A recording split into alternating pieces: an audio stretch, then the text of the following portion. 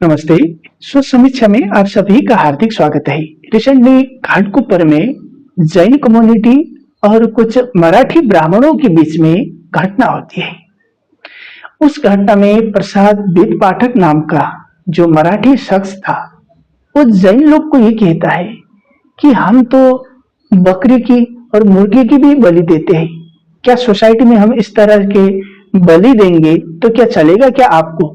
इस तरह से काउंटर क्वेश्चन करता है, क्योंकि जैन लोगों ने वहां पर अपने साधु संतों के लिए जो एक सफेद रेखा खींच के रखी थी ताकि उसमें कोई गंदगी न हो और कीड़े ना आए।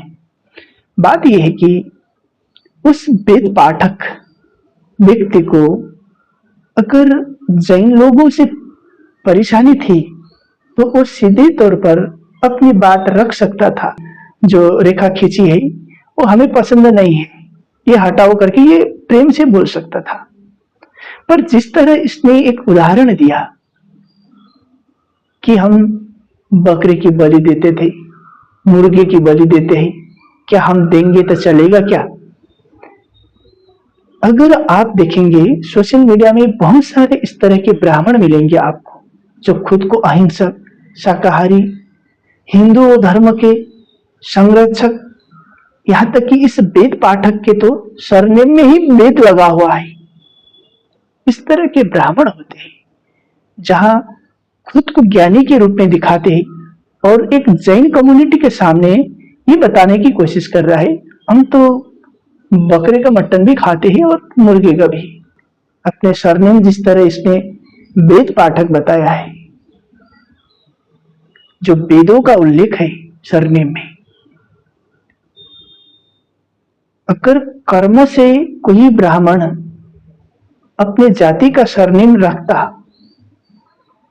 कर्म से, अगर आप देखो इनका कर्म, ये तो जो बकरे का मटन, मुर्गी की बलि देने वाले, क्या सच में इनके कर्म से ही ये ब्राह्मण बने हैं या ऐसे ही रख लिया और दूसरे को बताने के लिए वेद पाठक करके? हजारों ब्राह्मण मिलते हैं, जिद ऐसी होती है कि हम ब्राह्मण ज्ञानी है, हम सर्वोच्च है, हिंदुओं में उत्कृष्ट जाति है। पर कर्म से लेकर जिस तरह तर्क रखा इन्होंने जैनों के सामने कि हम तो बकरी की बलि देते, मुर्गों की बलि देते हैं, तो ये दिखाता है कि ज्ञान उच्च जाति होने से नहीं होता, ज्ञान जीवन शैली होती है। हजारों साल पहले गौतम बुद्ध के मुख में कुछ ब्राह्मणों ने थूकने की कोशिश की थी, गाली दी थी भारद्वाज ब्राह्मण ने, फिर भी बुद्ध ने माफ कर दिया था।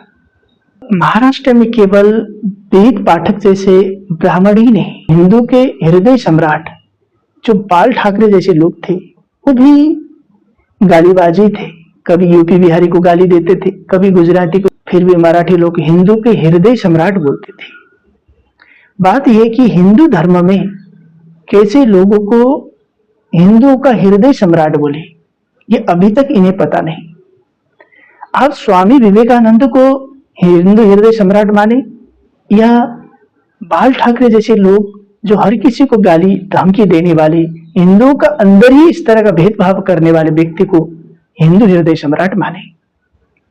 हम बहुत सारे ऐसे हैं महाराष्ट्र के इतिहासों में भी, भले ही छत्रपति शिवाजी महाराज औरंगजेब से हार गए थे, आगरा में आकर जेल में बंद कर दिया था, जेल से भागकर गए थे, फिर भी हम अपने हिंदू समझकर उनके इतिहासों को सम्मान करते हैं।